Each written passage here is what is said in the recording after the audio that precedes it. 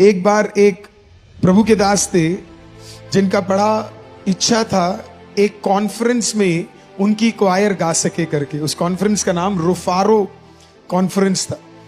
तो उन्होंने बड़ी मेहनत की। उनका ड्रीम था कि रुफारो कॉन्फ्रेंस में उनके चर्च का क्वायर गाएगा करके। तो कई साल उन्होंने प्रैक्टिस किया।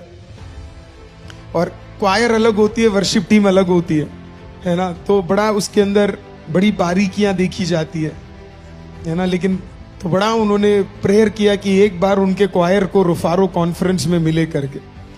कई साल प्रार्थना करने के बाद फाइनली एक दिन उनके चर्च को कॉल आया कि आपके क्वायर को बुलाया जा रहा है रुफारो कॉन्फ्रेंस में।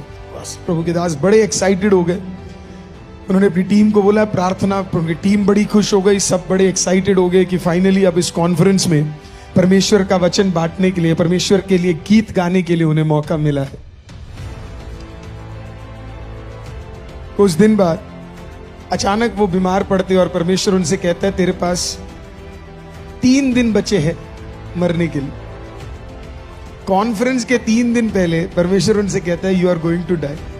उसने एक विनती करी, गिड़गिड़ाया परमेश्वर के सामने कि परमेश्वर प्लीज मुझे मारो मत।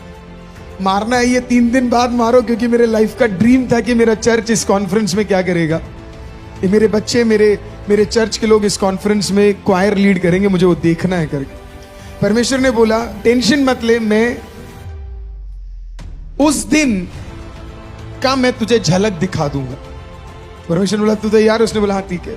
परमेश्वर क्योंकि अल्फा और ओमेगा है, वो शुरुआत भी वही है, अंत भी वही है। तो जो 3 दिन बाद होना है वो 3 दिन पहले दिखा सकता है। ऐसा सामर्थ्य परमेश्वर के अंदर है। तो परमेश्वर ने उसे बोला जो तू 3 दिन बाद देखने के लिए चाहता है वो मैं तुझे अभी क्या कर सकता हूं, मैं तुम्हें दिखा सकता हूं। हालेलुया।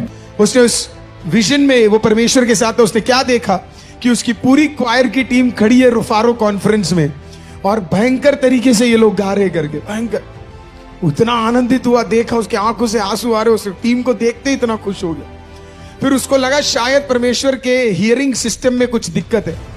तो उसने परमेश्वर से बोला प्रभु खड़े तो इतने सारे लोग हैं, 100 से ऊपर का क्वायर है, इतने सारे खड़े हुए, लेकिन पर मुझे आवाज तो सिर्फ एक ही की सुनाई दे रही है। लगता है कुछ इश्यू है करके, मुझे 100 की आवाज नहीं सुनाई दे रही करके। तो परमेश्वर ने उसे बोला नहीं बच्चे, गा तो 100 रहे हैं,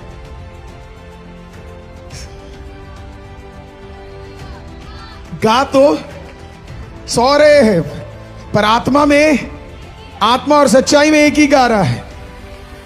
उसने बोला मतलब स्वर्ग में ऐसे ही सुनाई देता? उसने बोला हाँ, गा तो बहुत लोग रहते, पर स्वर्ग उसी की आवाज सुनता है जो आत्मा और सच्चाई में क्या कर रहा है।